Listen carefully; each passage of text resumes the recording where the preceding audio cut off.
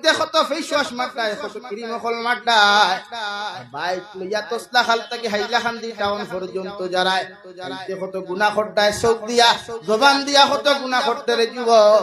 একটা আর কি তোমার চিন্তা লাগে না? গুনাহ করা অবস্থায় যদি তোমার মতো মানুষ জমিন থেকে যাও, গোটা দুনিয়ার আলিম হল যদি তোমার কবরস্থানের দ্বারের মধ্যে বয়াও তুমি খান্দাও, আল্লাহর কসম খাইয়া কইয়ার দুনিয়ার আলিম হলর দোয়া আল্লাহ কবুল করতেও পারে না করতেও পারে। করে গুনাহ লইয়া জমিন থেকে যাওয়ার কারণে আল্লাহ কবরটা জাহান্নামের গাড়া বানাইয়া দিব। নাউযুবিল্লাহ। 3 নম্বর মুষ্টি মাটি যখন দেওয়া হয়, ওয়া মিনহা নুখরিজুকুম তারাতান উখরা। ও আল্লাহর বান্দা, ও আল্লাহর বান্দি, তোমারে ও মাটির মধ্যে থইয়া গেলাম, কিয়ামতের আগে আল্লাহ মাটির থেকে আবার তোমারে হুবহু উঠাইবা। ওখান নিজের মধ্যে ইজ্জত হাসিল কররে যুবক।